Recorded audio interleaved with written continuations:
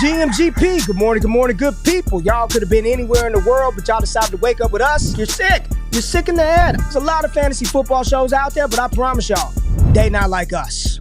Brock Bowers, you looked a little quicker than fast. What does that even mean? Redraft, dynasty, best ball, high stakes, we got you covered. And that's MVS and Justin Watson with some of the dopest tools designed to help you cancel out the noise and dominate your leagues. If there's a white wide receiver named Antoine, sign me up. Maybe it's cultural. I don't know. In season or off season, rain, sleet, hail, and snow, comma, semicolon, period, next sentence, to bring you the most actionable and entertaining content on YouTube. You don't go buy the dip on the Titanic. Quarterback that you love, D-Bro. One of the best values in fantasy football. Prop bets with my man JRich. Is that yes! Let's go! So wipe the crust out of your eye, get you a cup of coffee. It's time to wake y'all asses up with Ray and Jay in the morning.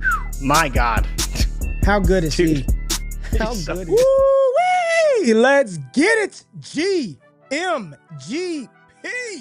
It is Friday, May 2nd, 2025. Y'all decided to wake y'all asses up with me and my brother from another mother, Jordan Richards. You can find him at your boy JRich on X. Wake up with Ray and Jay, baby. Little CP time today. Little CP time, a little late, but we in the building. I see y'all talking in the chat. Where's Jorge? Ray's on CP time. We're good. We're good. We're here. We got a lot to talk about today, but I'm excited.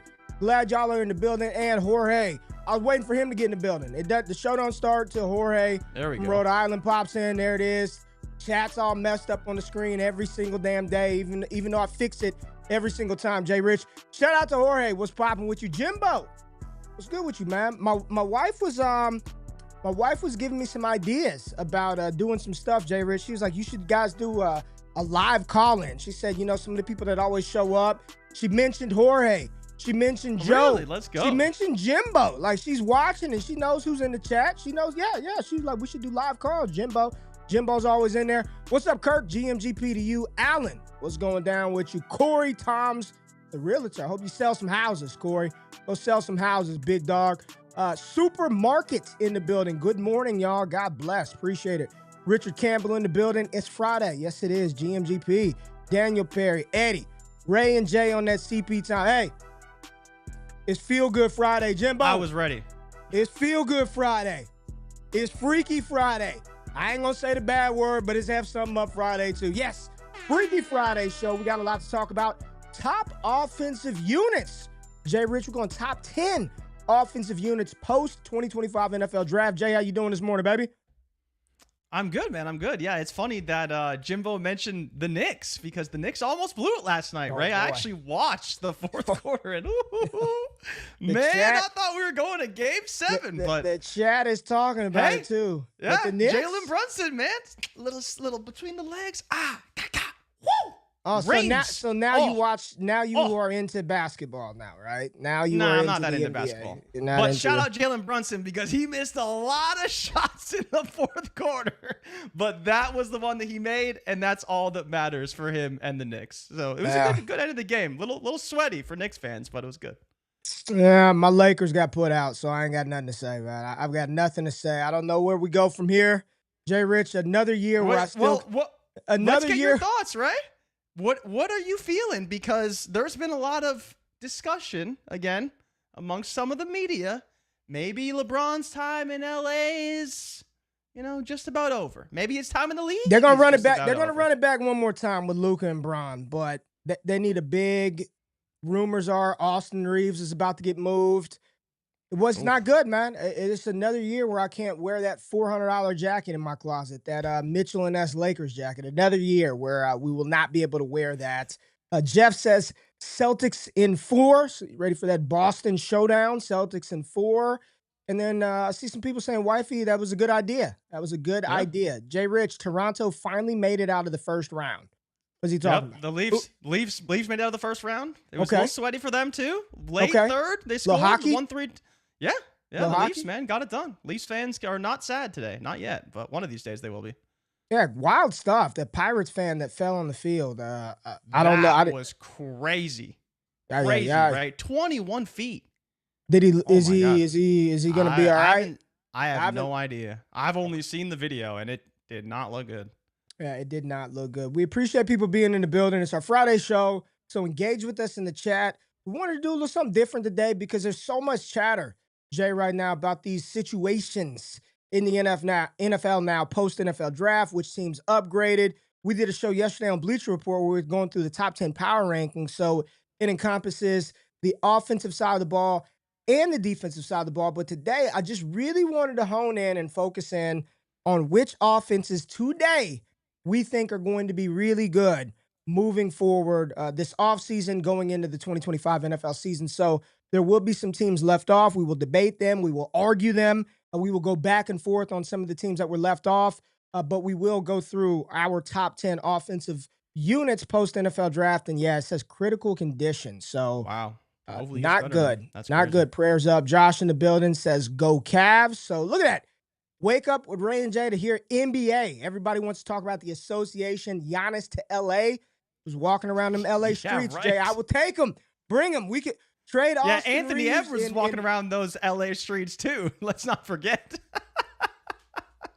Listen, I believe it was Ant-Man, Batman, Superman. Lakers in 5. Lakers right? in 5. Yeah, did not happen. Did not. Wolves in 5 for sure, but I don't want to talk about the Lakers. I don't want to talk about the Lakers. I don't want to talk about the Cowboys. Let's talk about some teams with some good offenses. Any NFL news quickly, Jay, before we get into this top 10 list? Any NFL news? Not that I've seen. No, just minor signings, teams filling out rosters.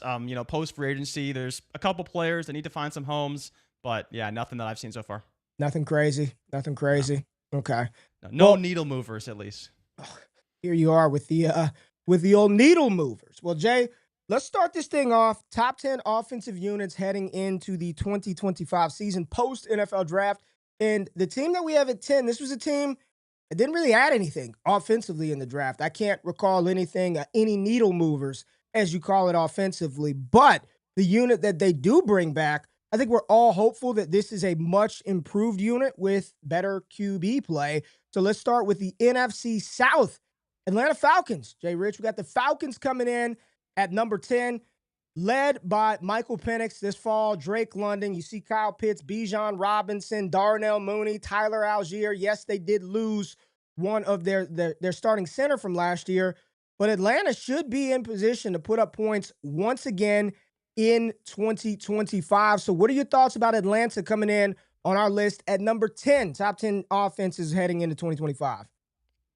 They're interesting, right? Because they were a team that we all thought would have a good offense, but now it turns from Kirk Cousins and his veteran presence of running an offense to turning the keys over to Michael Penix and kind of what Zach Robinson and this unit decides to do, because we know they have the talent offensively. You see, obviously, Drake London, massive talent. We know he's going to be a great wide receiver. They have Bijan Robinson. But I think the funny thing about Atlanta, Ray, is that people don't associate them as a good rushing team overall. Right. Like, that's the biggest thing. But per PFF, Ray, number 1 in run blocking grade. That's what I'm saying. Surprising, right? Yeah. Like, they've been a team that have been trying to figure out their offensive line for a few years, but over the past few seasons, they've done a really good job of fortifying it and getting the right players in place to now they do have a very strong offensive line, especially when it comes to running the football. And it's not just Bijan Robinson breaking tackles in the backfield and doing it all. It's actually the upfront unit that is doing a great job as well. So I think all the pieces are in place. We know that Darnell Mooney was a fantastic addition, but how do you feel about the Falcons? Because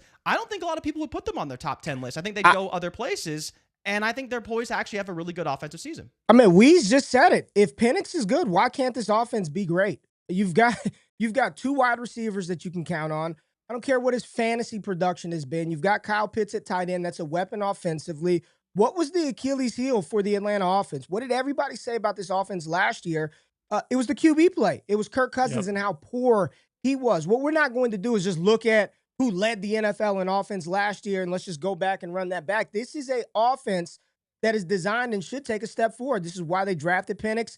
Top 10, you put him in. If he's a better quarterback than Kirk Cousins, getting the ball to those 3 wideouts, and then you have 2 strong running backs. You talk about their offensive line grade. Why not Atlanta ascending to a top 10 offense in 2025? I think it's going to be coming down to whether you believe in Penix, right? And that's the number one question. There's a lot of teams right now with young quarterbacks and a couple that are on this list, right? And it's, do you believe that Penix is truly the answer, and can he deliver of what you expect? Because to some extent, you do know what Kirk Cousins can be. Of course, he wasn't that, and he wasn't probably even healthy. But now we had a couple good games from Michael Penix, and can he turn that into what we expect to be a high-flying offense that you're probably going to need to win the NFC South, depending on what happens with that defense? They went heavy on defense in the draft. They took defensive players just about every spot, 2 safeties, 2 edge rushers, and traded capital to obviously go and get James Pierce back in the first round. But I do think that we're going to have to determine whether Penix is the answer or not. And hopefully, what do you think? That answer just your today. thoughts. Do you think he is, though? Do you think Penix is and we didn't see a lot from him, but there are a lot of people who are very excited about his development here this season. Yeah. So that's where it's tough, right? And I like them being in the top 10, but if you really believed in their quarterback play, they could be so much higher. So much higher. You already have Drake London. You have Darnell Mooney. You talked about Kyle Pitts. You have Bijan Robinson. You have a team that is running back a top 3 offense per PFF and a number 1 in run blocking. Like, they have all the pieces in place, but it comes down to the QB play. I think they can ascend and be a very good offense, but it's going to come down to how Penix plays. Do you think Penix is going to deliver on that and be an actual top 10 offense this season? I think he's going to be. I think he's going to be better than what Kirk Cousins showed last year. He'll still have some struggles, right? Second-year quarterback, small sample size, rookie year. I do expect this offense to take a step forward, and I don't expect Bijan Robinson to come out of the gate slow like he did. I don't know what they were doing. Maybe Zach Robinson was trying to feel out the offense last year, his first time being the OC, but I don't expect Bijan to start out slow. Remember, he started out the season, first 3-4 weeks, he wasn't that great the first couple of weeks, and then after that, he smashed down the stretch. So, yeah, I think Atlanta is one of those teams that should ascend inside of that top 10. Let's go to chat real quick. Mr. London said improved offensive line as well in Atlanta. Dark Side, what's happening with you? Dark Side Dev in the building. He said Penix is the black Matt Stafford. We've got, he barely showed his wheels too. He's got them. Yeah, this is a team that if we're going to bank on who could ascend, it's the Atlanta Falcons, in my opinion. Let's move on to another NFC team, but we're going to go out west, Jay. We're going to go out west, NFC West. And this offense, I mean, it feels like it is geared up for the last ride with this iteration of this offensive team. We've got Matt Stafford, we've got Puka Nacua, and we've got Devontae Adams. Let's pull them up. The LA Rams coming in at number 9. JRich, this is an offense, again, led by one of the best quarterbacks in the league, even at his old age. You bring in Devontae Adams. You have Puka Nacua. You have one of the best running backs over the past couple of years as far as numbers in Kyron Williams. They went out, drafted a dynamic tight end in Terrence Ferguson out of Oregon. What are your thoughts about this offense, their potential, both through the air and on the ground in 2025? I think there's a few things at play here, and one of the biggest ones is their offensive line, right? Like, their offensive line was decimated last season, especially for the first half, and on top of the fact they had to deal with wide receiver injuries to both Cooper Kupp and Puka Nacua at different stretches throughout the season. They obviously traded for Devontae Adams, and that's going to be a massive or I believe they signed Devontae Adams. That's going to be a massive addition for them. But when you look at this team, it comes down to the pass blocking. They're like bottom 5 in the NFL in pass blocking grade. Run blocking, they were fine. We know Kyron's going to be good. But this offense, Ray, could be very, very good because you know what stretches during the season, and maybe it's just my personal bias, Matt Stafford's looked and performed as one of the best quarterbacks in the NFL. Under pressure, you love duress, you some Stafford, delivering the ball. You love Stafford. When Stafford's on, oh my God, watching him, it's like clinical out there. Everything he wants, he gets. They drafted Jarquez Hunter as another piece to add to that offense. Terrence Ferguson, the second round tight end, another playmaker. I think he's round 3. I think he's round 3, but regardless. He's round 2. He's round 2. Ferg was round 2, excuse me. He was round 2. Him and Taylor and Arroyo were round 2. Yeah, so again, another weapon, 6'5", 250. You know, we talked to him in Mobile. He's a good kid. Like, I think he's going to do well in this McVay offense. They'll find some creative packages for him, and he can block too. Like, the funny thing about him, the best story was him coming into Oregon at 220, and they wanted him to play tight end, and he had to block Kayvon Thibodeau on the edge. And he said that practice was rough the first few weeks, and he wasn't sure if he was going to make it or not. But he's here. He's in LA now, second round pick, and I think he's poised for a pretty good rookie season. Well, we said another ascending defense in LA puts the offense in good position. And absolutely. And that's That's something a lot of people don't talk about is when you have those good defenses, your offense should be in very good field position, scoring situations, creating turnovers, giving the offense more opportunities to put up points. We try not to factor the defense in, but it absolutely is a piece of the puzzle, right? We're trying to just look at which offensive units could take a step forward, maybe take a step back, or kind of stay where they are. And we're going to have a lot of conversations about these teams as we move forward. So we started this thing off number 10, the Atlanta Falcons. We like Bijan. We like Michael Penix and what he can do in this offense. Year 2 in Zach Robinson's system as well. I think that's important. And then right here, LA, Sean McVay, you know what to expect. My question to you is, how do you think this offense is going to play out? Is it Puka and Adams both smash? Is Adams more of a complimentary receiver? Or are you going to see games where he is the primary target for Matthew Stafford? I think a lot of people are still trying to figure out how this is going to go, even though Puka Nacua is the one that's being drafted much higher than Devontae Adams right now. Yeah, I think it'll be like co-ones, right? I think it'll You be think like 1A, 1B. co-ones? You think it's really co-ones? Yeah. Okay. I think your point about the pecking order, maybe we see Puka with, 20, 30, maybe even 40 more targets overall. But the difference between those two receivers is that one is really great in the red zone and kind of in those one-on-one tight window situations. And that's what Cooper Kupp was for Matthew Stafford. And that's what Devontae Adams projects to be, I think, in this LA Rams offense. The thing with Puka is he's great when the open field is available and between the 20s. And he hasn't quite found that nose to the red zone yet. And that can always change. But I think in the red zone, in those tighter areas, it's probably going to be a bit more Devontae Adams because, again, that's what he specializes in. That's what he's great at. And that's probably one of the reasons why they added him to replace Cooper Kupp. But I think the two of them, as you kind of said, can operate as 1A, 1Bs depending on the defense and the matchups and who they're up against that week. Yeah, Jimbo said 1A, 1B for Devontae Adams, Puka Nacua, 1A, 1B. And then everybody in the chat, I just want your take on it. Everyone is talking about Jarquez Hunter versus Blake Corum. And it says Jarquez is Dustin Kyron. That's dark side. And then we said, Rico says Corum is not dead yet. I just, in watching the Rams play, Jay, watching them play down the stretch, what did we keep talking about towards the end of the season? Damn, Kyron Williams keeps putting the ball on the ground, on the ground. But they didn't have anybody behind him. I believe during that stretch, Blake Corum was injured. He was hurt. He wasn't available to be on the field towards the end of the season. And then it was like, Ronnie Rivers and all these other random running backs back. They went out there and prioritized Jarquez Hunter. I do think that this year, which is the last year of Kyron's deal, I don't think the Rams, do the Rams pay people? Have they paid running? I don't think they are. I don't think they've ever paid a running back now. I believe that the selection of Jarquez Hunter was to hopefully, fingers crossed for the Rams thinking, be good enough to where they don't have to pay Kyron Williams top dollar. Because if I'm Kyron's agent, you know what I'm not doing? As a 5th round pick, 6th, wherever he went, I'm not taking any discount. I need to get full freight. I'm an undersized running back drafted on day 3.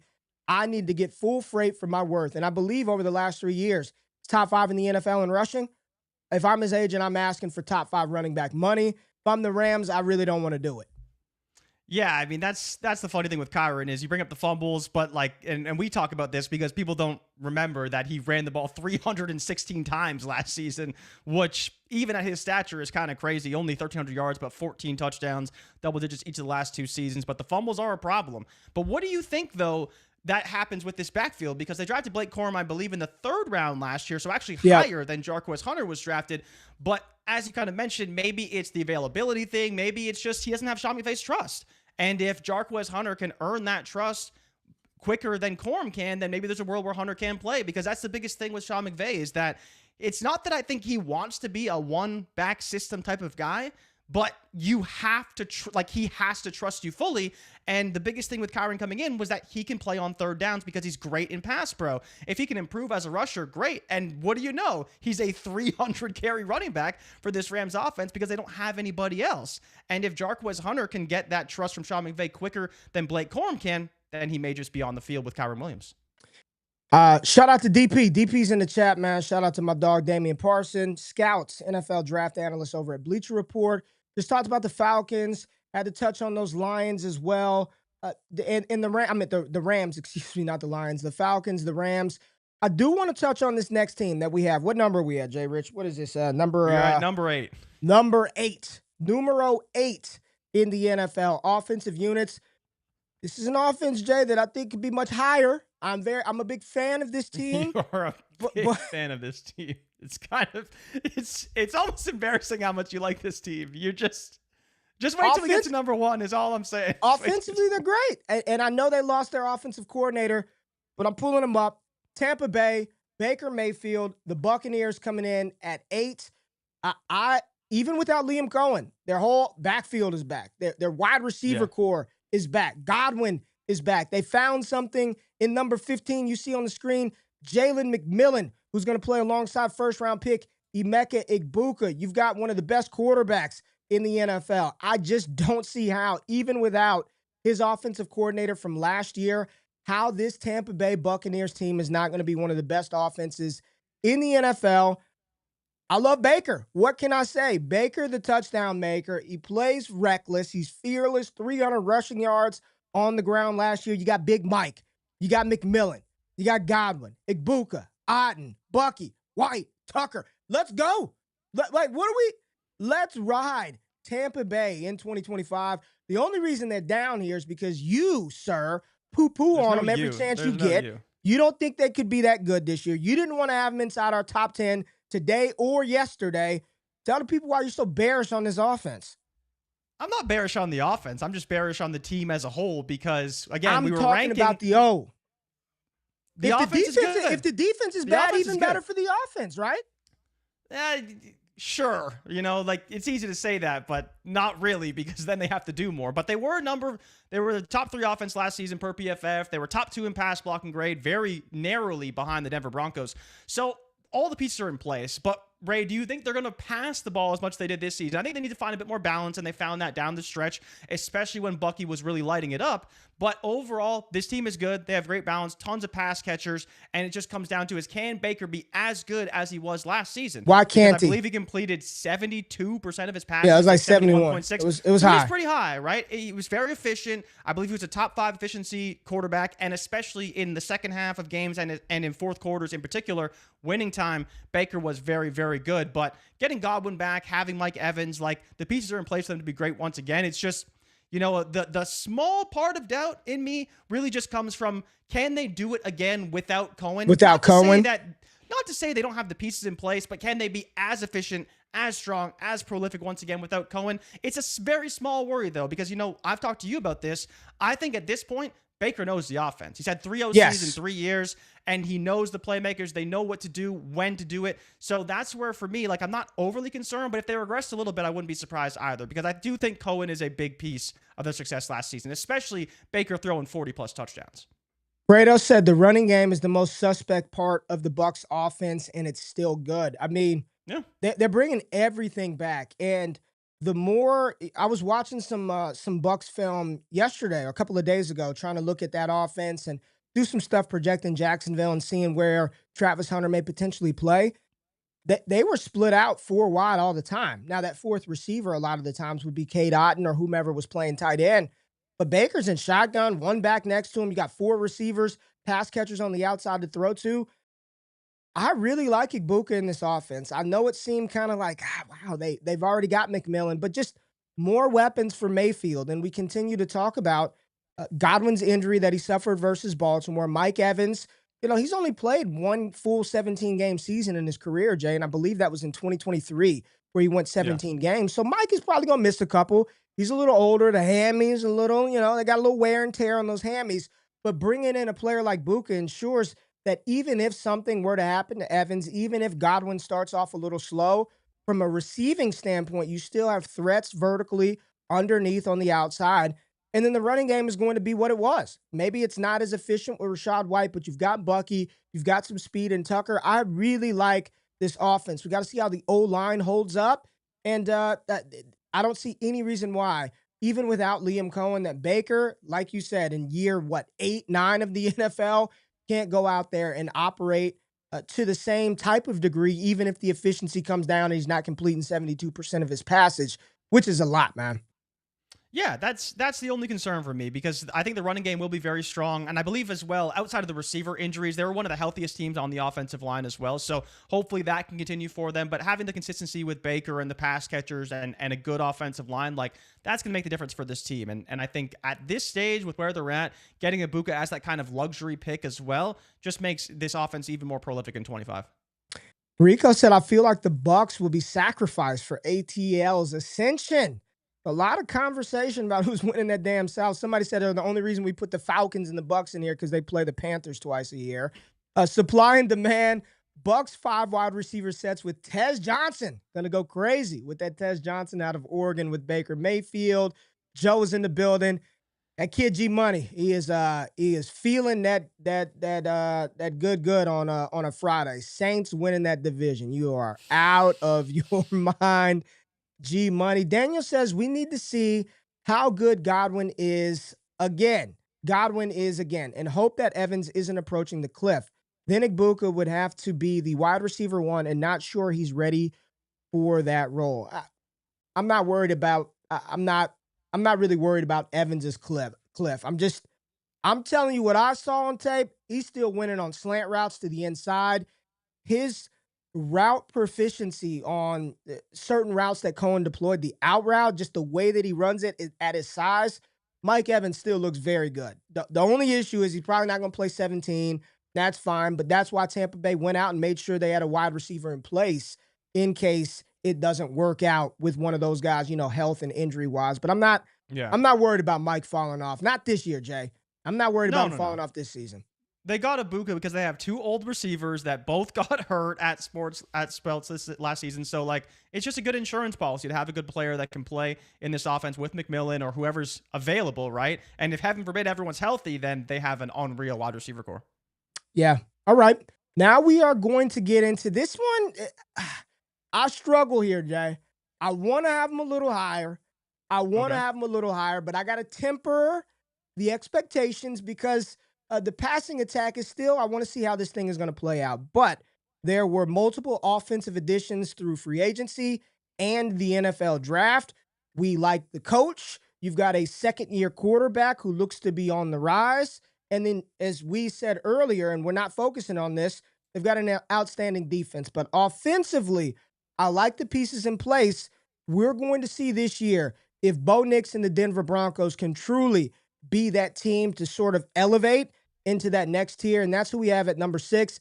Denver's offense, led by Bo Nix, Cortland Sutton. They went out and drafted R.J. Harvey in the 2nd round. You've got Marvin Mims, Devon Vele, Sean Payton, and they brought in Evan Ingram, tight end from the Jacksonville Jaguars, to help Bo Nix and that offense out.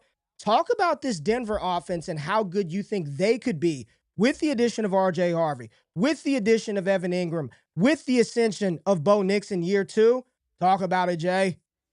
I like it a lot, honestly. The thing about Denver is, and I kind of brought this up earlier with the pass blocking, like, they had the best offensive line for the last season, and they're still really high. I believe they're still in the top 10 in run blocking grade, and that's all while not really having a talented running back on the field. You see all the plays that R.J. Harvey can make, and this is in a year when they were truly trying to figure out, like, what this team could be. They were rebuilding the defense, which obviously was unbelievable last season, and clearing cap space over the loss of Russell Wilson. So in a lot of ways, it was a retooling year that turned out to be a massive success, and I'm a big fan of what the Broncos have done. Now, as you kind of mentioned, the offense still seems a little bit suspect because you don't really have, like, a lot of dynamic playmakers, but you have a lot of players. And with what Bo Nix already showed offensively, if he can take a step forward and further add more downfield threats in this offense and make some more plays, I think this Denver offense could be surprisingly good. It's just because they don't have these big names offensively that people don't expect them to be overly proficient. But with the talent they have on defense,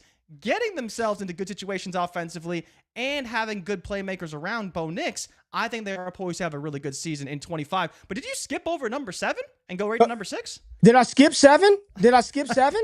I think you did skip 7. Well, I think this was next on the list. I don't know what order it is. I do everything behind the show. So just roll with the punches. Are we at 7? Is this 7? This is 7. We are at 7. Yeah, this is 7. They're not 6. They are 7. It's Denver. Jamison said, all the casuals don't know about that Denver O-line. You've continued to talk about how good this O-line is. Yeah, it's very, very good. And the funny thing is they're getting players that no one wants to bring into this offensive line because they had no money. And now they actually have money to spend. They still have a rookie contract on their quarterback, and they're bringing in playmakers now. Like Evan Ingram, again, is he a supremely talented tight end? No, but he can make a big difference for a team that really just has Cortland Sutton out there. We're touting Devon Vele as the waiver wire darling because he's getting all these targets. Like, this dude was a 7th rounder. And Ray, you know what's funny? Is that I can't wait to see Sean Payton use that tight end he drafted out of Utah. This dude is like, you think he's gonna use him? You think he's gonna use him? Ray. This guy caught 4 passes last season for Utah. Every single one of them, he scored a touchdown. So clearly, this guy can score touchdowns. And while I'm not trying to say go pick him up in fantasy or anything, Sean Payton didn't draft him for no reason. Like, his dude is huge, and all he does is score touchdowns. I'm sure he'll find a way to get him on the field as well. So it's just funny. Like, the players that Sean Payton drafts, you may look at them and say, I don't know, maybe a bit overdrafted, that RJ Harvey. I don't know how I feel about this guy. And then I think Pat Bryant was the other one. Like, yeah, Pat Bryant. No one cares about Pat Bryant, but he's a 3rd-round pick, and I'm sure Sean Payton's going to love him because he can run block, right? So it's funny because no one likes the players they bring in, but I think their offense is going to be really damn good in 2025. A lot of people saying second-year slump for Bo Nix. Why is that? Why? It's a fair point. I mean, Ray, you look at CJ Stroud this season, and we had, 3 quarterbacks play pretty good, 2 that were excellent, right? 2 that are going to be on this list in Bo Nix and Jaden Daniels. And we just have to wonder, maybe there is a slump that comes for some of these guys. But, I mean, the biggest thing, and I brought this up to producer Dean before our BR show, the difference between Bo Nix and Jaden Daniels and some of these other young quarterbacks is that when the plays break down, they have something at their disposal, and they can run, and they can stay ahead of the sticks, and they can make plays. And that's the big X factor, right? I still remember from years ago talking to Eric Crocker about Trey Lance, and the one thing he said to us that's always stuck with me, when the play breaks down, when the play breaks down and the X's and O's kind of go out the window, he can still make a play, and Bo Nix can absolutely do that.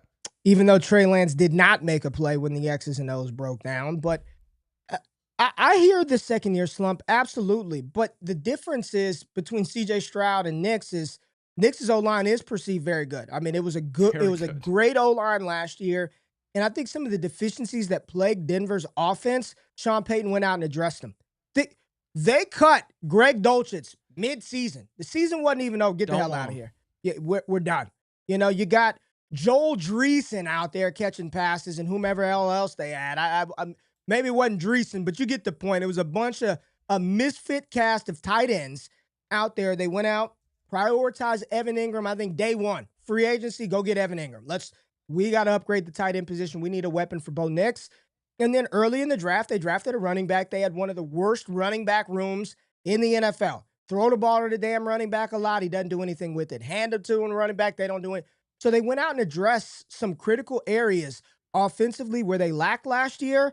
So, sure, slump, absolutely. Go ahead. Yeah. Who? What do we got? No, they're bottom 5 in rushing grade last season. I mean, it was just crazy, but they were 11th in run blocking grade. So that tells you an inefficiency at the position. And this is why I'm not as worried about the sophomore slump, because Sean Payton was very open from the beginning. We need a damn running game. We need some explosive plays. We ain't got that. See you later, Javonte Williams. Estime and Jaleel McLaughlin, you are serviceable bodies with arms that can hold on to a football, but you're not creating any explosives for us, either in the running game or in the receiving game. This is one I'd be willing to make a bet on. And the beautiful thing about Nix, right?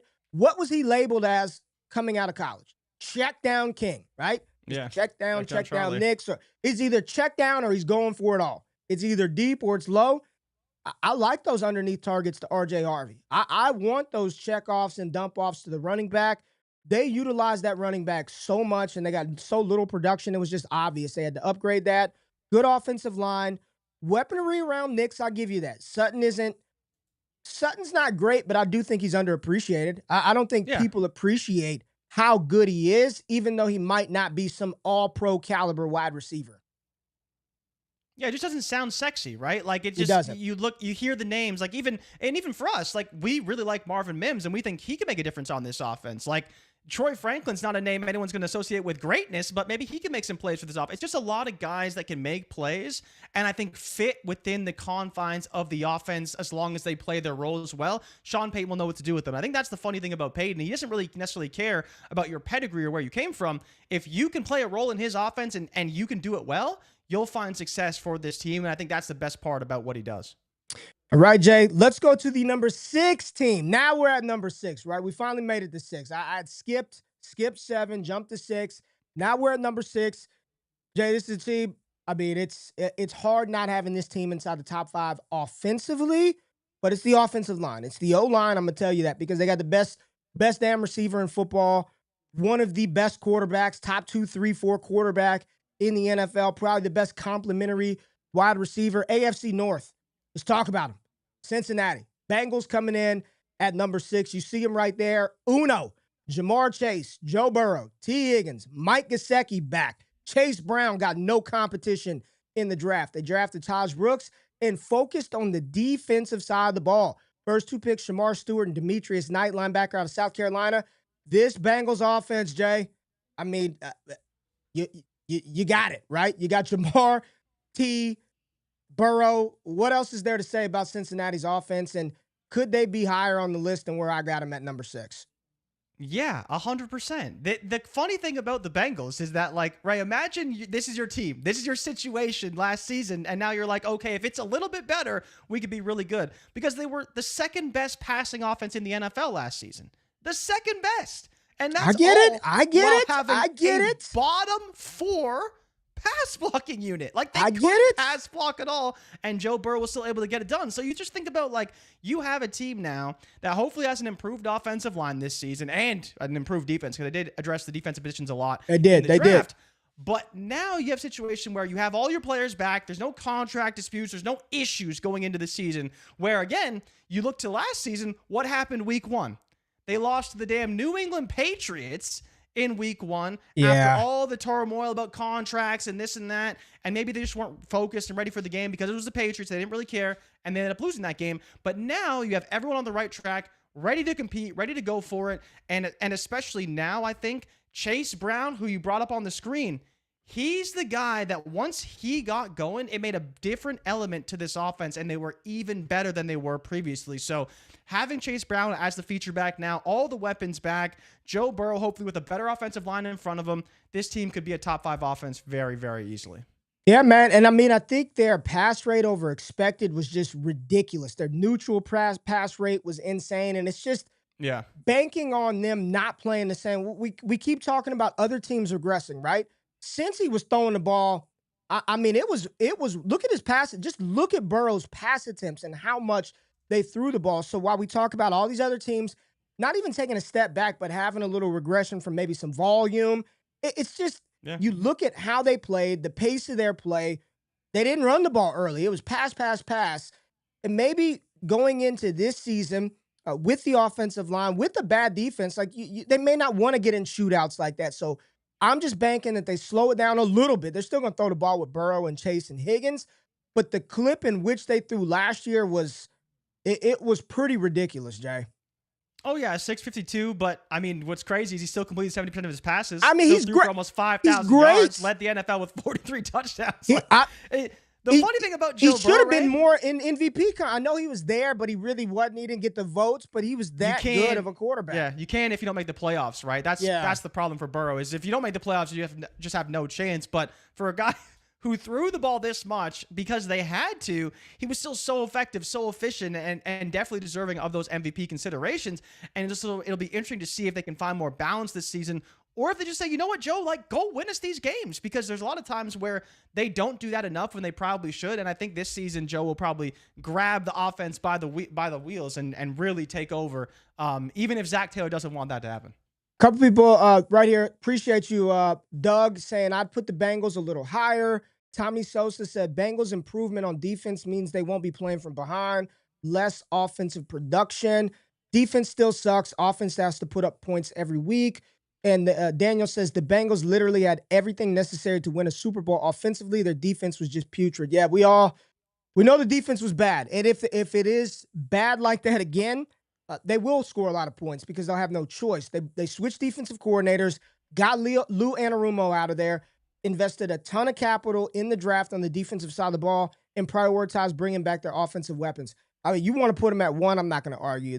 All the offenses that we're about to get into in the top 5, they're great. I want to hear more reasons why once we get inside the top 5, Jay, these offenses shouldn't be inside the top 5. It's easy to say, oh, yeah, this and this is going to go right. So when we get in the top 5, I really do want you to be negative Nathan on the show. I'm not going to call you Nancy. Negative Nathan on this show. Nathaniel. Just be negative about why some of these teams don't deserve to be in the top 5. I know you're going to have something to say about the team that we have 5, but we will get into that after the break. We got 370-something people in here, and we've got less than 100 likes. So we got to run that up. Hit that like button. We'll be right back after the break. Get into that top 5. Let's go. Jay, maybe not. Maybe we will not get inside the top 5 because the video did not work. So hit the thumbs up button. We're not going to do anything until y'all hit the like button. How many likes we're at right now, Jay? How many likes are we at right now? I don't know. I don't even have the stream pulled up. But let's say 100. Let's get it to 200. Well, no, it's probably not going to get to 200. We just need to run the damn thing up. I don't know where the video is, but we need to run it up. Let's go in the chat real quick before we move on to 5. New O-line coach for the Bengals from Jason. I didn't know that. New O-line coach. I didn't know that. Luke said the Ravens shouldn't be top 5 if they are inside the top 5. Well, I'll tell you this. We didn't leave them off the list, so they're going to be inside the top 5. They are not off of the list. Luke, you know what this show is. You've watched this show enough. You know what's happening here. You know exactly how this is going to go down. But that's fine. We'll get there when we get there. How's it going to go down? I will not spoil it for the people, right? We are at 112 likes, though, so shout out to everyone who's liking the stream, man. Appreciate it. There it is. It's F up the stream Friday with no video from old GQ. GRND said 96. My screen shows 72. JRich said we are at the threshold. Appreciate y'all, man. You know, that's how we grow. That's how we stay in the algorithm. Y'all got to like the stream. You got to like the stream. You got to comment on the stream. And you got to subscribe to the channel. So if you're not subbed, every Monday, Wednesday, and Friday, JRich and I do this. And I want to do some more engaging type stuff like this, some more lists, talking about situations, teams, offenses, rookie of the year. It's fun having these kind of conversations. So hit that like button, hit that thumbs up button, subscribe to the channel, and then pull up every single Thursday with JRich and I. Bleacher Report, man. We had a banger of a show yesterday on the stream. So every Thursday, 7 p.m. Eastern Standard Time, we get an opportunity to chop it up with people all over the world on BR. So support us over there. I believe the playlists for the Bleacher Report shows are in on the YouTube channel. It's right on here the on channel, Ray Garvin. and it's updated, so you can go check it out. Whatever. So if you're like, oh shit, I didn't know they were on there. Where's all that stuff at? I want to hear them riff. Go look on the channel. The playlist is there. It's all updated. All of our content from Bleacher Report, and people are already going in on me and the Ravens and all this stuff. Yes, the scouting room. Why shouldn't they be top 5? I don't know, but we will talk about it. Number 5, Jay, this is a team. A lot of people are excited about their quarterback. I'm excited. You're excited. He, she, we, everybody. Year 2, offensive rookie of the year. They went out and improved the offensive line, traded for Deebo Samuel, and was damn near a Super Bowl contender in this rookie quarterback's first season. Y'all know who it is. Washington Commanders coming in at number 5, Jay. Jaden Daniels, Deebo Samuel, Terry McLaurin. You trade for Laramie Tunsil. You draft Josh Connerly in the first round. They made it very clear. We got to protect that man on the screen. Number 5, JD5. Yep. We have to make sure Jaden Daniels has rushing lanes. We've got to make sure Jaden Daniels can throw the ball downfield to our weapons. And yes, we need Zach Ertz back. We need to go get some more weaponry for this young player. They lost De'Ami Brown. What are your thoughts about this Commanders offense in 2025? I'm high on them, Jay, but tell me why I shouldn't be. Yeah, this team is tough, right? Because much like the Denver Broncos, they have weapons. We like them, but it kind of is just Jaden Daniels. Like, it's Jaden Daniels and it's Cliff Kingsbury. And that's where, when you talk about a team like this, and the reason why you have them in the top 5 is because they're so efficient. They're efficient on first down, second down, third down, and especially going for it on fourth down. They were very, very effective doing so. They stayed ahead of the sticks. They controlled the ball, which we know how important that is in the NFL. But I mean, outside of Terry McLaurin, Ray, there's not really a whole lot they got here. I mean, sure, they traded for Deebo Samuel, but what Deebo Samuel we get? We getting the good Deebo Samuel, we getting the bad Deebo Samuel, or the injured Deebo Samuel, right? There's a lot of different Deebo Samuels you may see on this team, but the biggest thing is the offensive line. The offensive line is drastically improved. They made a concerted effort to trade for Laremy Tunsil. They drafted Josh Connerly, who Cliff Kingsbury wanted, which I think is very important here. They didn't just draft him because they thought he was good. The offense coordinators went to the GM and said, I need this guy, and they went out and got him, so I think that's a big deal for them as well. But overall, I do think this offense will be in the top 5 or very close to it. The biggest thing when you talk about teams outside the top 5 and inside the top 5 is efficiency. Every team that we have in our top 5 is a very efficient, well-run offense. This team just doesn't quite have the star power that some of the other teams do, and that's why they're not as high on this list. I think they're probably going to be very close to top 5, if not in the top 5. But in terms of efficiency, they're right there. They're right there. Jameson is hey, shout out to Jameson. Jameson gets it. How on earth is adding Deebo bad? I mean, people are Deebo's not good. He's not a good receiver. First of all, he's never been a good route runner ever. And if you thought he was, you ain't watched no Deebo Samuel in San Francisco. You want him to just get the ball in his hands, like be a lateral sideline to sideline player. You get him the ball creatively and let him do what he does. He's not the wide receiver 1 out here. That's Terry McLaurin. There's no doubt. That's Terry McLaurin. Hell, the second passing option might be Zach Ertz in the offense. Yep, it might be Zach Ertz. You still have, I believe, Austin Eckler is under contract for the Commanders and what he did in the receiving game. I believe he's still under contract.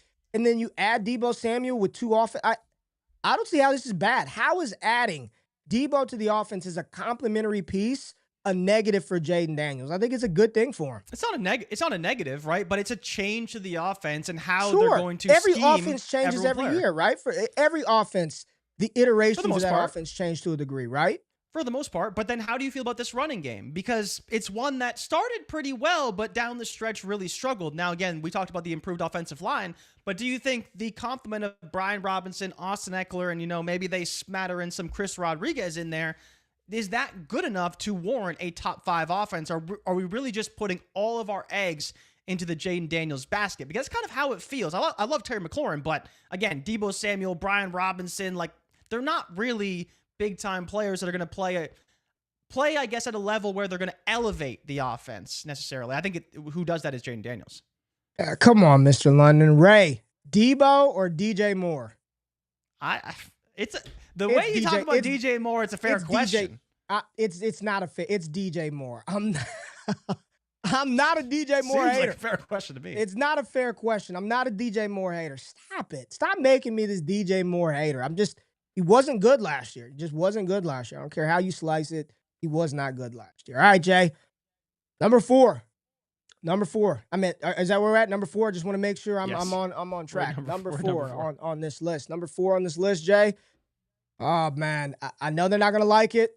I know they're not gonna like it.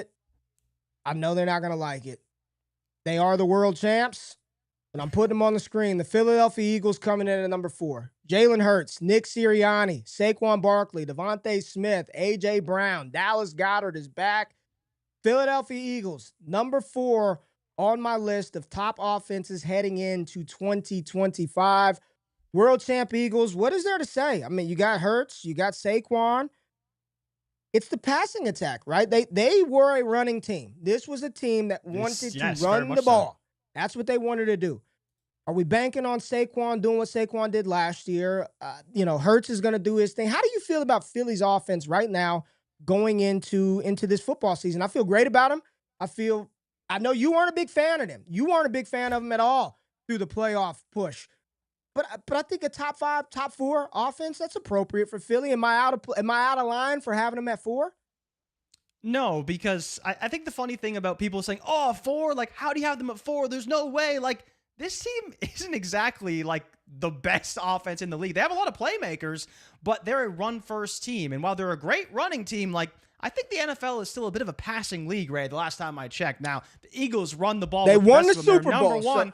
They won the Super Bowl. They're number 1 in rushing EPA, but they also had a hell of a defense, and we know that as well, which, again, is it going to be as good this year as last year? Maybe.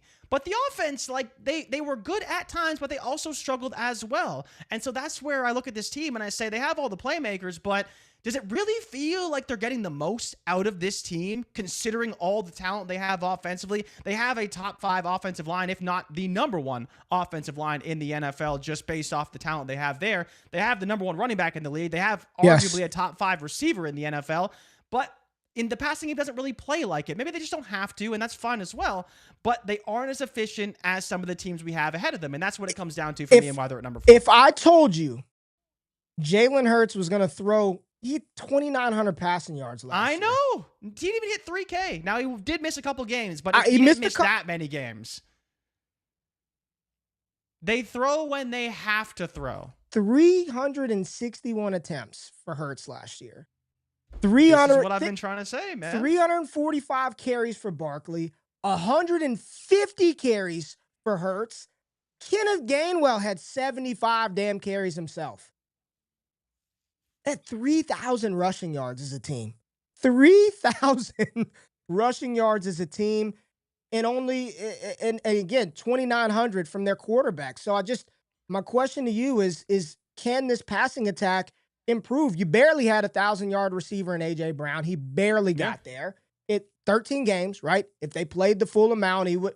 Devontae Smith, 833. Dallas Goedert, I mean, 496, 10 games. I know he was hurt. Do you think that it was a product of the offense or a product of injury? And if it was a product of injury, then we can say, okay, A.J. Brown's a 1,300-yard receiver. Smitty's a 1,000-yard receiver. Hurts should have been about a 3,500-yard passer.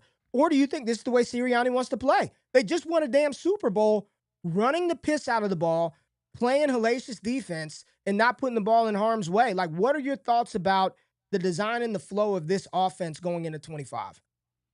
I think that they will need to figure some things out. Like, they weren't a perfect offense, and you saw that against the Rams. Like, the Rams, because they could actually get to Hurts and put him under duress, they really struggled. They had no answer outside of running the football. And while, again, that's a very rare circumstance because they can run the football on just about any team in the NFL, like, when you can't pass the ball, you can be beat. Like, you can be beat. And we've seen this team at times, before they had Saquon Barkley, struggled to win games because they couldn't just run the heck out of the ball. Right now, they got Barkley and a great offensive line. They may be able to do that for not just this season, but maybe even seasons after that as well. But there is a world where when you don't have a dynamic playmaker making all these plays and running and really breaking the hearts of every fan and defender on the field like Saquon Barkley does, you need to have another option. And I think they did potentially become a little bit one-dimensional. They just didn't pay for it. At no point did they ever pay for being a little bit too one-dimensional and not leaning on Hurts and having better balance. And I believe that Kellen Moore was a big part of this offense as well. Yeah, and yeah, so you do.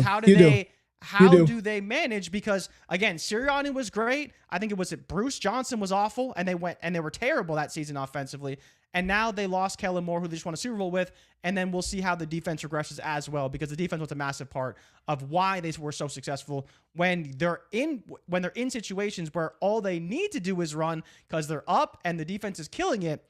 It makes their job a lot easier as well. Sarah said, who'd they hire as OC again? It's a good question. Who's the damn I believe it's an internal hire that they hired. A good question. Who is the damn OC? I think it was someone already on the staff. Yeah, no, tush push not banned. Did the Eagles improve via draft or free agency on offense? That's Kevin's question. The answer was no. Kevin Padulo. Kevin Padulo? Yes.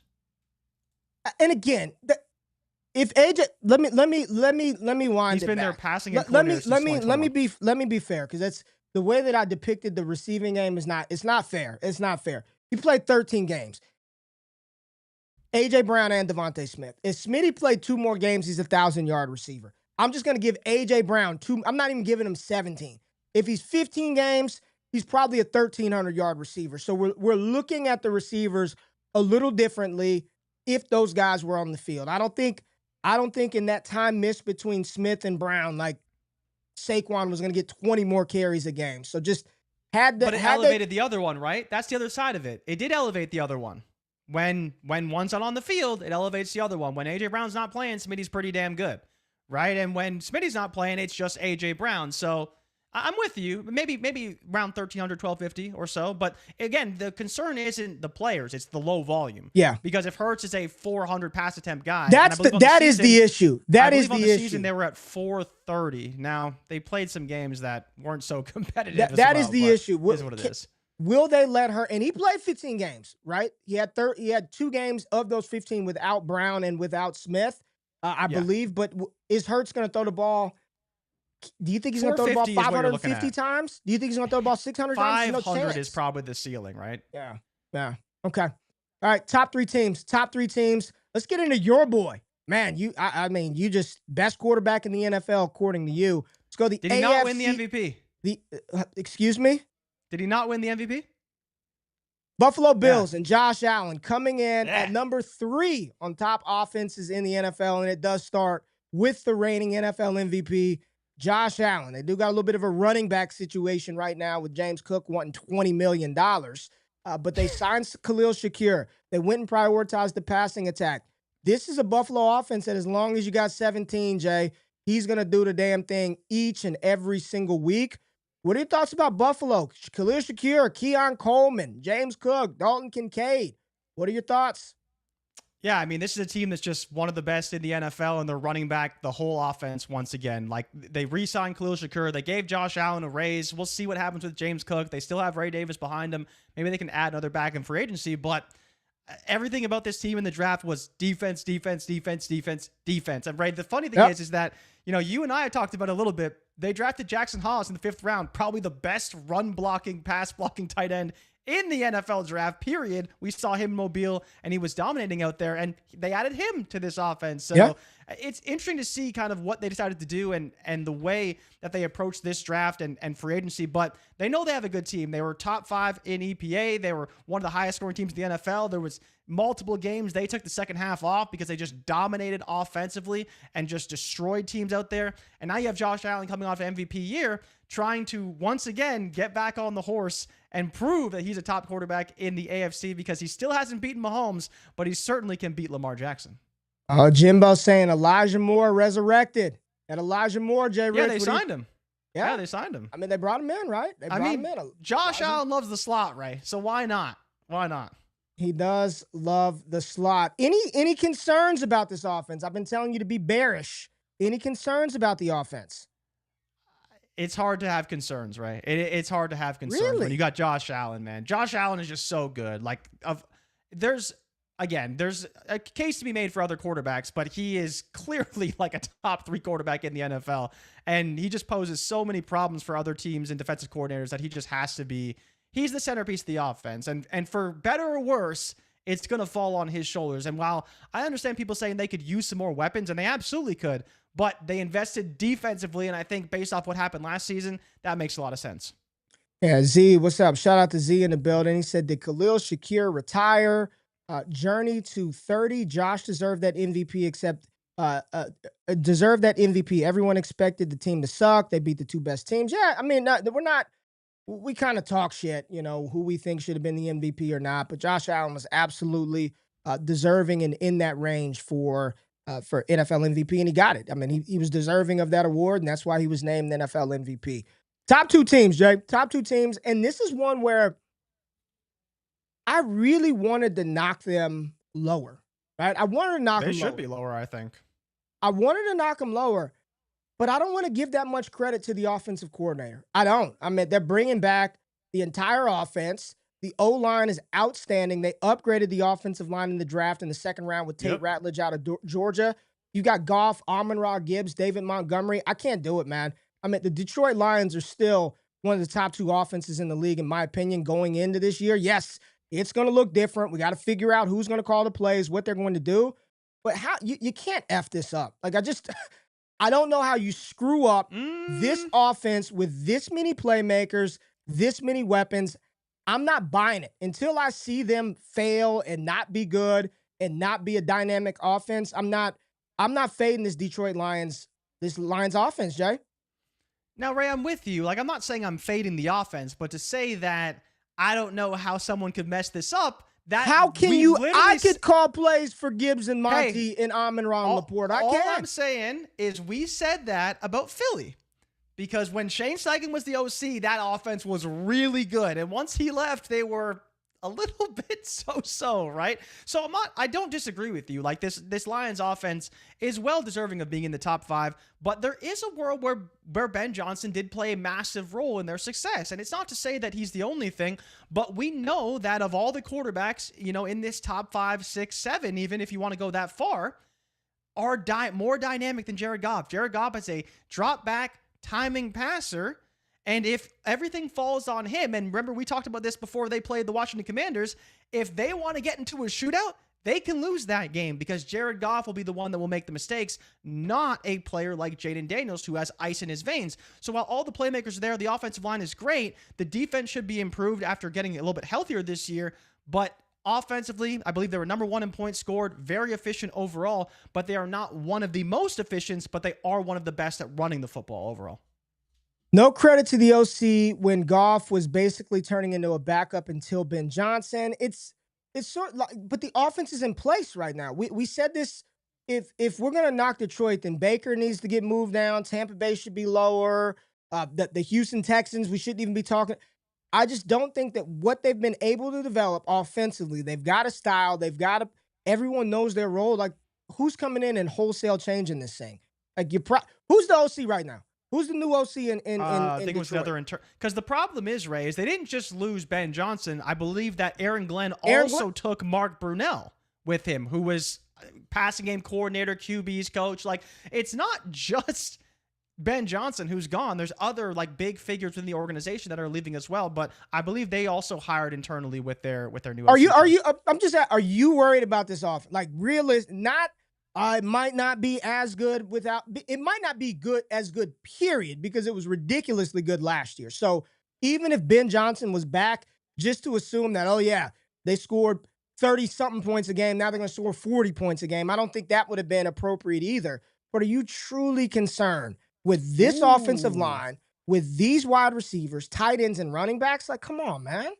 I'm not overly concerned, but here's some information on their new offensive coordinator, John Morton, because this you'll like for sure. So Morton was the wide receivers coach in New Orleans on Sean Payton's staff when Lions head coach Dan Campbell was the assistant head coach and tight ends coach in 2026. So if you're talking about a guy 2016 who started, 2016. But at that time, the Saints were number 1 in the NFL in total offense and number 2 in points per game. Now, that was with Drew Brees, of course, and Sean Payton calling the shots, but a good pedigree, right? Like, we're going to take a Sean Payton disciple who, again, has familiarity with a guy like Dan Campbell, and I think that offense could look something similar to what we've seen out of New Orleans, out of Sean Payton. So that's interesting connection there. I like that. I think that's a good spot. I think it's a good spot as well. Let's go through the teams that we discussed. 10 until we get to 1. There's some interesting names of some teams that did not make the list that we'll talk about. We popped it off with the Atlanta Falcons coming in at number 10. That was followed up by JRich. What was it, the Rams? The Rams coming in next after the Falcons? Yeah, the Rams were next because you wanted to put Tampa at 8. I did want to put Tampa at 8. We had the LA Rams at 9. We had the Tampa Bay Buccaneers coming in at 8. The Denver Broncos were 7. And then big debate about us having Cincinnati at 6. A lot of people said Cincinnati's offense should have been higher on this list. At number 5, we have the Washington Commanders. At 4, the Philadelphia Eagles. At 3, Josh Allen, the Buffalo Bills. At 2, the Detroit Lions. And numero uno, JRich. Best offense heading into the 2025 season. Drum roll, please. Who is it, Jay? Tell him, Ray. Tell him, Mr. GQ. Listen. Tell him. You should just go solo for this. You don't even need me for this. When you've got the best quarterback in the NFL, when you've got the king in the backfield, when you've got 2 dynamic tight ends in Mark Andrews and Isaiah Likely, a team that put up more yards than anybody, they're scoring points in bunches. Come on, man. I don't care how much you want to hate on them, JRich. Lamar Jackson, Derrick Henry, Isaiah Likely, Andrews, DeAndre Hopkins, the Baltimore Ravens. Number 1 offense heading into 2025. You can't fade him. Lamar, Henry, it's what you want. It's creative. He's look at Likely blocking for him. Just whatever they want to do. The Baltimore Ravens, number 1 on the list heading into the season, Jay. It's fine. I'll accept it. It's good offense, Ray. Lamar Jackson's a great quarterback. Derrick Henry's great. But you saw that clip of Derrick Henry running wild in that Buffalo Bills defense. That ain't going to happen with Maxwell Harrison back there because he's going to catch Derrick Henry. He's going to tackle him. But, yeah, the biggest concern with this team is the pass catchers. They don't have dynamic pass catchers. Like, we talk about the Lions, talk about Cincinnati, talk about the Eagles. Like, there's not a team on this list probably that has a worse wide receiver core than this Baltimore Ravens team. Now, it's made up for the fact they have a great rushing game, great offensive line, brought back Ronnie Stanley. Like, everything is in place for them. But how do you feel about the pass catchers? Because to me, they're the issue. I don't know why I don't know why this is such a blasphemous take for the Ravens. Was the Ravens offense not great last year? Are the things it was that we good? said? It was really good. It was very really efficient. Good. Believe they were number one in EPA per play. What if they lost offensively? They've only added to this. They drafted a tackle in Carson Vincent later in the draft, in round 4. Helped that offensive line defensively. We're not factoring that into the offensive ranks, but they've gotten better. Offensively, they're bringing back exactly what propelled them to being one of the best offenses in the NFL in 2024. There's no OC change there. You know, some of the concerns that we've had about some other teams. Why is this a problem? Having Baltimore won? No, like I said, no problem. No problem. They're a good team. They're a great team even. They can potentially maybe win the AFC. Now they got to make it to the AFC Championship game. They got to get through Buffalo. They got to get through Kansas City, which they haven't done. But offensively, yeah, they have all the pieces. For me, it's just the wide receiver group. Oh, like, now Zay sucks. Zay stinks. Likely's a bum. Come Zay's, on, man. What is it? What is it to you with Zay that like gives you a lot of confidence? He's fine. Like he's not anything crazy. He's fine. I didn't say he was an all-pro, but he's not a bum. Yeah. I didn't say he was an all-pro. Is he a Pro Bowler? Fringe. Fringe Pro Bowler. Smitty's a pro. Smitty made the Pro Bowl. Yeah, but that's the NFC. That's the NFC, right? This is the AFC. AFC's a little different. A little different in the AFC, right? You got to beat out Chase and Higgins and Hill and like all these guys, man. The AFC's way better. But, I don't know about Tez Walker. I don't know about Tez Walker, but Tez Walker, this Baltimore offense with the best quarterback in football, he's QB1. You've got top 2 running back. You can give Saquon Barkley the title. Yeah. He's the best running back in football. Derrick Henry, second best running back in football. Like you're talking the best quarterback, a top 2 running back. What else do I need? Like that's the pass catchers. Lamar can get that done. Zay Flowers. Yep. Hopkins is old. I give you that. Likely Andrews is still there. Rashad Bateman. Somehow. I like LeJontay Wester out of Colorado. This offense is going to be awesome. This offense is going to be fantastic. Now, a couple of teams we didn't talk about quickly. San Francisco, should they have been on the list? Should the 49ers have been on the list? Absolutely not. Absolutely not. Great team. Should be a good offense. But I'm not here trying to project them as a top 10 team when Christian McCaffrey didn't even play a down last season. Well, he played a couple downs, but he didn't play a lot. But they can be. All right. Another one. Jay, should the Houston Texans have been on this list? No. Absolutely not. Good. I'm just going through some names that were invoked in the chat. Top 10 offense list, right? All right. Now let's get to some real ones that could have potentially been in here. The LA Chargers. Should the Chargers have been inside the top 10? This is one I struggled with. They could have been. For sure. Talk about it. Because talk about that. The talk offense, about it. Especially with the rushing attack, and 3 things working in their favor. Improve running game drastically. Najee Harris and Omar and Hampton will be much better. They had a very young offensive line that they were reworking after the previous regime ruined it, and I think they will be much better this season. On top of the fact they added some playmakers, Trey Harris, second-year Lab McConkey, and you have a player in Justin Herbert who only threw 3 interceptions last season and over 20 touchdowns. So Herbert was very efficient last year. They should have a better passing game and a much better rushing game. I think this team will be very good. Again, when you talk about offense, I think they'll be more efficient than prolific. I don't think they're going to put up a ton of points and yards, but they'll be very efficient, stay ahead of the sticks, and probably be a well-oiled machine. Just I wouldn't expect them to put up 30 points a game. All right. And the final team, Miami Dolphins. Should the Dolphins have been on it? A lot of people said Miami should have been in the list. Tyreek, Waddle, Achane, a healthy Tua.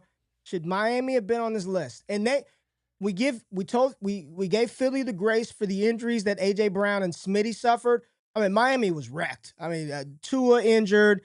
Tyreek, I don't know what the hell he was doing. Is there any... You got Tua, Tyreek, Jonnu Smith, Devon Achane. They draft Ollie Gordon. Should Miami have been on this top 10 list? No, they're too inconsistent. Like when they're good, they're very good, but when they are bad or they are not clicking on all cylinders, they are awful. Like we saw when Tua was unavailable, they looked like arguably the worst team in the NFL, and that's saying a lot. And when you look at their efficiency overall, you talk about their running game, it was putrid. They had the second worst rushing attack in terms of EPA, only ahead of the Las Vegas Raiders, who were dead last and definitely won't be that this season. So again, they did add some players offensively that will help them, but I don't know if you can turn around this rushing game to that degree because they didn't add a ton in the offensive line. They didn't add in any significant playmakers with draft capital. So they're kind of running back the same team. And the inconsistencies we saw, they can be very good, but I don't know if they're going to be as efficient as they have in years past. Everybody in the chat is upset that I did not have the Vikings on the honorable mention, but did not have them on the top 10 list last night. Vikings were 10th. You did have the Vikings in the top 10. I think especially when you just talk about it's offense, it's a rookie quarterback, right? It's a rookie quarterback. That's it. I cannot. No other rookie quarterback was on the list. There's some second-year quarterbacks on the list that could potentially have sophomore slumps, but no rookie quarterback was on the list. No Chicago Bears. I got to see it. The last time we did that shit with Chicago, what did Caleb tell us? We'll never punt the ball. All they did was punt the damn ball. That's all they did. They never threw. They didn't do anything but punt the ball. I like Minnesota's pieces. Jefferson, Hawkinson, Addison, Ty Felton, Mason, Aaron Jones, Donovan Jackson, Will Fries, offensive line improvement. Everything is set up for Minnesota to not just be a top 10 offense in 2025, but a top 5 unit. Offensively, they should be, or on paper, have the skill and the talent to be a top 5 unit, but I'm not putting a rookie quarterback in there. And he is a rookie because he didn't play. Yeah. So top 12, they would have been there. Had him at 10 before the show, and I'm like, you know what? I cannot in good conscience do this because I'll put Los Angeles ahead of him right now. I'd put the Chargers ahead of them right now today. But I think once we get to the season, once we see McCarthy play in this offense, we'll have our answer. But until then, I can't put a rookie quarterback inside the top 10. And then the final team, because you just got to talk about them. Any reason the Chiefs should have been on this list? KC, Mahomes, Reed, Hunt, Checo, Rice, Kelsey. I think a small reason. And it's really just my theory that the Chiefs are going to be really pissed this year. Last year, they were just trying to survive, right? They were trying to do the whole three-peat thing, and every game was a battle, and it was close, and it was tight, and they just won tight, close games. This year, I think they may try and blow the doors off teams. A healthy Hollywood, year 2 Xavier Worthy, a pissed-off Mahomes, an improved offensive line, an effective rushing game, hopefully, without Pacheco getting hurt. There's a lot of things that were working against them in some respects, and if they can clean some of those things up, they could be very close to that. But the Chiefs of old, with the 50-touchdown Mahomes season, it's a long time ago. It's not, things like that. And I'm reading the chat. Jacob Moon said, less confidence in JJ than Darnold. I like JJ a lot more than I do Sam Darnold, but just the real football reality is Sam Darnold's been there, done that. He's had moments in the NFL. He can operate an NFL offense. It fit his system well. It's not a knock on JJ McCarthy. It is not a knock on the weapons. He's a rookie quarterback. Let me not say it that way. He's going to be a year 1 starting quarterback who's got no NFL experience. He's going to be a year 1 starting quarterback who was not a high-volume thrower in college. This is not a JJ McCarthy knock. It's why can't we just wait and see before we make the mistake that we made last year with Caleb and saying that's going to be a top 5 offense. Let's just see McCarthy play out. Literally by week 2 of the season, we can be like, yo, he's operating this thing more efficiently. He's bringing something different to the team with his legs. This is even better. And once that happens, we'll come right back on here and rank Minnesota inside the top 10. But until that happens, I'm just treading with a little bit of caution, cautious optimism for this offense because they have all the pieces. But you just can't put a year 1 quarterback and say, oh yeah, you plop him in right off the rip, and this offense is going to be a top 5 offense. It's going to be better than Atlanta. It's going to be better than Tampa, than the Rams and Matt Stafford. No, you can't do that today. Yeah, no, you just can't. And that's the funny thing. And Atlanta's the team that's brought up because Michael Penix, again, very inexperienced starter, but, started a lot of games in college as well. And when you can go toe-to-toe with Jaden Daniels, I think you'll be just fine in the NFL. And they have arguably a better offensive package, in my opinion, than even what they have in Minnesota because they have a very strong running game, right? The rushing attack should be great for Minnesota, but I would definitely lean Atlanta, and they have a better offensive line as well. Yeah, man. There it is. Top 10 teams, heading offensive units, post NFL draft and free agency heading into 2025. And I'm sure as we do more of these throughout the offseason, new information, things change. We get more news, signings, injuries. Knock on wood. We hope that doesn't happen. We will adjust and address. Hit the music, JRich. We had a super chat I got to get to real quick. Had a super chat we got to get to from Stanley. Shout out to my dog Stanley. What's going down, Stanley? $5 super chat from my man Stanley. Appreciate the love. I don't know if you asked the question or not, Stanley, but it's not included in the chat. But you know, it's all love. We appreciate you. Jay, what you got going on this weekend, man? Nothing, Talk to man. the people. Just some chilling. real life. What you got going on this weekend? Nothing, bro. I'm chilling. That's what I do. Draft is over. Thank God. I can just relax this weekend. So it'll be good. I'll be happy for it. There it is, man. We got a tournament this weekend, all damn day. So we will be baseballing it up this weekend. Let's go. At the old GQ residence. That's right, man. We appreciate all the love, all the support. It's been a lot, you know, NFL draft, all kinds of content. Y'all here 3 days a week. We appreciate the love. We appreciate the support. We will be here on Monday. Destination Chill on Sunday between Scott, Connor, and myself. So make sure you pull up. We'll be talking about fantasy football over on the DDFFB YouTube channel. Make sure you subscribe to that. All Gas Trade Show with Ty DeClaire should drop tomorrow. And yeah, that's all I got, Jay. Anything you want to say to people before we get out of here?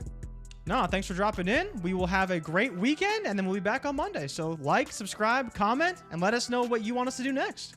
That's it, baby. Y'all have a good weekend. We'll see y'all on Monday.